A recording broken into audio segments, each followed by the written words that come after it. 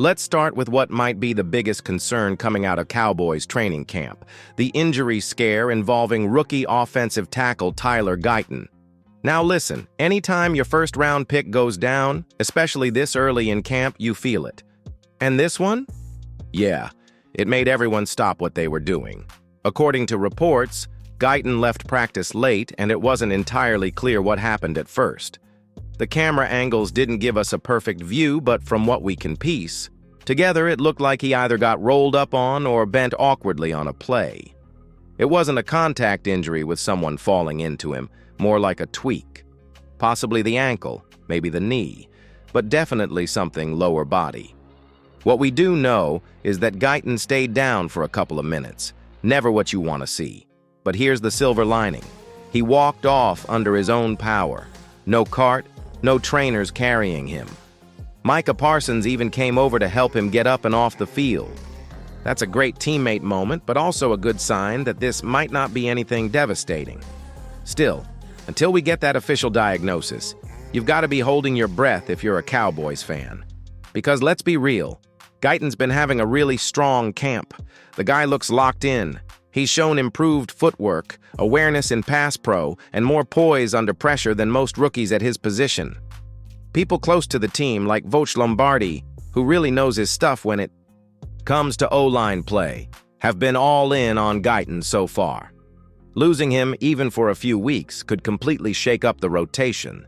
If he misses time, you're looking at either Asim Richards or Nathan Thomas stepping into that left tackle spot. One is a late rounder with limited reps, and the other hasn't played at all. That's a massive drop-off from a first-round talent. So here's the deal. We're waiting on more info, but in the meantime, drop a TG in the comments to send good vibes toward Tyler Guyton. Think of it like a Cowboy-style prayer circle. And hey, if you want more real-time updates like this, subscribe now and help us hit our goal of 16,000 subs. We're just getting started. Let's shift gears and talk about a position battle that's heating up, or at least it was heating up, at tight end. Brevin Spann-Ford was starting to turn heads at camp. He had a real shot to challenge Luke Schoonmaker for that TE2 role behind Jake Ferguson. And let's be honest, Ferguson's got that TE1 spot on lock. The coaches love him. The front office trusts him. But that second tight end spot? That was wide open. Now, unfortunately, Spann-Ford tweaked his ankle, and offensive coordinator Brian Schottenheimer confirmed that he'll miss at least a couple of weeks. That's a tough blow. It's never ideal when an undrafted guy trying to carve out a roster spot loses valuable camp reps, especially in the middle of a competition. And with Spann-Ford sidelined, Schoonmaker's got a clear runway to hold on to that TE2 spot, at least for now. John Stevens Jr. is getting ramped back up, so keep an eye on him too. He flashed before his injury last season, and the Cowboys have been slowly bringing him along. As for the other names in the mix, Princeton Fant hasn't made much noise. And then there's Seth Green, who had one rough rep where Sam Williams just bullied him off the snap. So yeah, not exactly a tight end clinic behind Ferguson right now. On top of that, there's another injury situation brewing, this time with cornerback Andrew Booth. He'd been stringing together a couple of solid practices and even drew praise from Schottenheimer. Confidence was building. And then bam, soft tissue setback. Looked like it could be a hamstring or maybe even a groin.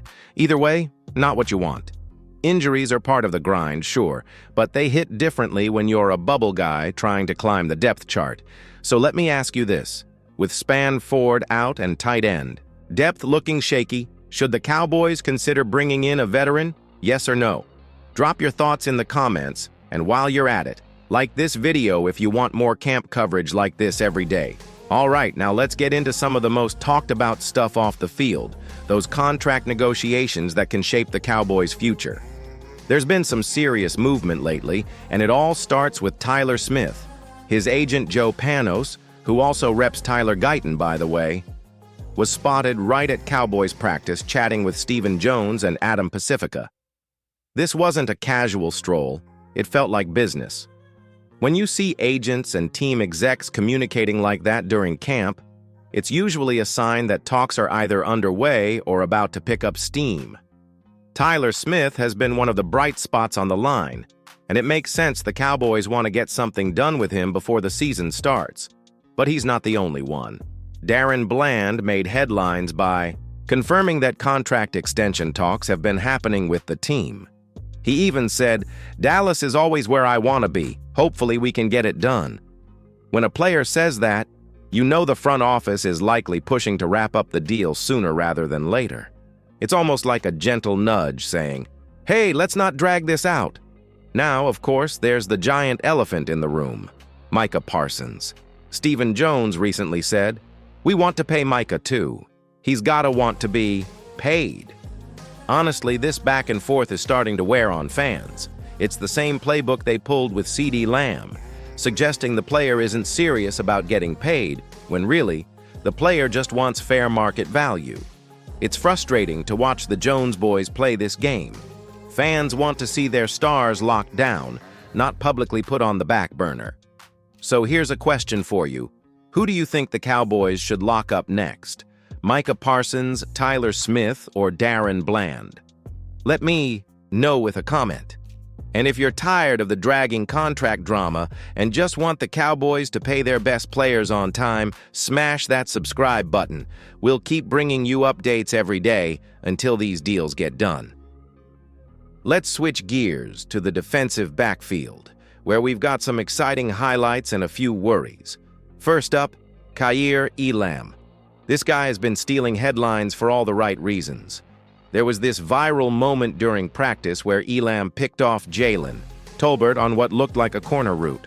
But it wasn't just the pick that caught everyone's attention. It was the celebration that followed. He did this wild Simba move, running into the crowd, lifting a kid up high the whole show. That kind of energy and confidence, it's borderline unhinged, but exactly what you want from a cornerback who knows he's going to get beat sometimes, but refuses to back down. Statistically, if you get beat 50% of the time, you're actually considered one of the best in the league. That's how brutal the position is. Coach Schottenheimer has praised Elam's elite feet and quick change of direction, and you can tell Elam's putting in the work mentally, studying splits with the cornerback's coach, David Overstreet. Change of scenery can do wonders, and it looks like Elam is really growing into his role.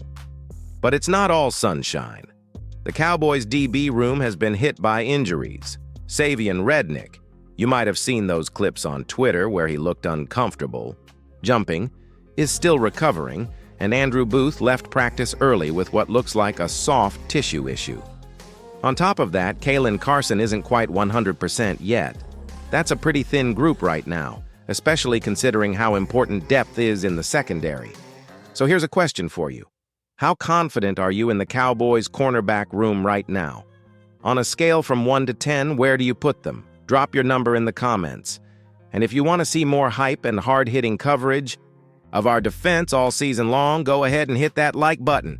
It helps us bring you even more great content about the team we all love. Let's wrap things up with the quarterback room, which continues to be one of the most talked about topics around the Cowboys. Joe Milton has become something of the new fun toy in camp. People are excited about him, and for good reason.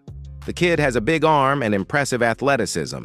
He can tuck and run when things break down, which adds a dimension the Cowboys haven't really seen from the backups in a while. But let's keep it real. There have been flashes of great plays and some moments that make you shake your head. For instance, Milton held the ball a bit too long sometimes, and he almost threw an interception the other day.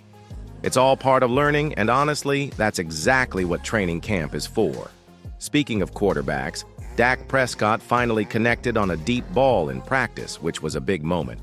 Brian Schottenheimer explained they've been cautious about ramping up deep routes too early in camp because of the risk of soft tissue injuries.